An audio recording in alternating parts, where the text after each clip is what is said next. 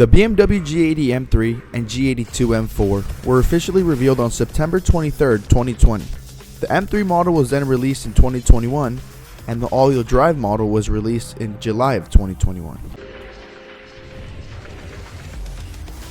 These cars are very controversial, and they do have a lot of differences from their predecessors, so let's talk about it. So when this car released, it divided the community into two people. Either you hated it or you loved it. And mostly everybody hated it. Because it came out, everybody was so confused on why they would put a big owl grill on the car. You know, it looks kind of funky compared to the perfect kidney grills that nobody complained about in the past. Hey, I'm not a designer. I'm not an engineer.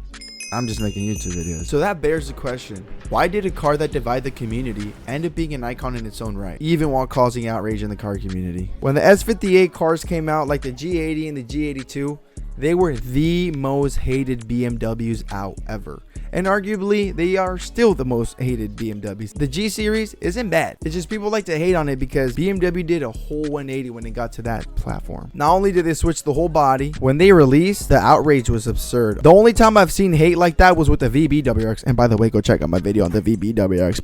Plug. But just like the VBWRX, people gave it time and time healed. And for sure, the car sold. Once it sold, people started doing mods to it and they did not care about what it looked like anymore because they knew that this beast was something not to mess with. And as you may know, people started liking the car. Now the G80s they're fucking beautiful. The BMW M3 boasts a whopping 473 horsepower as a base trim, but if you want to get 504, you can get the competition. But if you want 550, you need the CS. While the exterior design was kind of questionable, the interior was arguably one of the best interiors that BMW offered ever, because back then their iDrive system wasn't the best. Now iDrive 8 in these cars is amazing. It's super fast, and we have CarPlay. I know the F80 owners are jealous about that one. So like I said, the design choices on this car was a big no. The tail lights looked completely different. They changed from having the halo eyes into whatever this is, and that didn't sit well with people, and for good reason, because change is scary,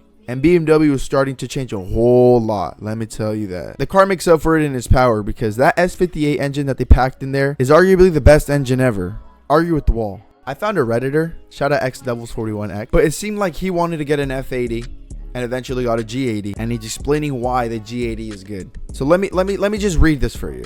It was the amount of engineering that went into the car. The grille was designed for cooling, and the S58 needs it. Just to show how much BMW M spent building the S58, it shares only 20% parts with the B58, where the N54 and S54 shared roughly 80% of the same parts. The S58 is just a very robust motor and has been said to be a true tuner engine, meaning they built it to withstand some torture. Hey, we car guys, we like to hear that, because we are for sure going to put our damn car through the ringer. The rod bearings are also wider, spreading more of the load. No more crank hub issue. It has lower compression ratio to handle more boost, and like the S54, it has a water-to-air cooling system. As you can see, BMW really took time into this car to make something that is fast. I don't want to say reliable because it hasn't been out for that long, but it did get an award for getting 100 kilometers with zero issues. And the more and more that this car runs into its production life, the more and more fans that it's starting to pick up. How did the G80 make a comeback? When it came out, it was being hated big time. When the young car community started getting their hands on them and they started seeing how easy they'd slide and cut up and how fast they were, that changed everything. A lot of people are starting to fanboy for this car like they fanboyed for the GT3 RS and the GTR when the GTR came out. And for good measure, because the GTR had a crazy aura that you would see that car on the street and you would be like, well, damn, I'm not racing him because he's gonna, smoke my shit. And the G80 has that same aura. And the funny thing is that it's always some old lady or old dude, not even old, they could just be like late 30s, late 40s, sometimes even late 50s. Don't even drown. And dealerships can't seem to keep these cars in stock either because they're selling out like hotcakes, dude. The BMW G80 M3 has been generally well received in sales, particularly due to its popularity and high demand. The model is highly sought after,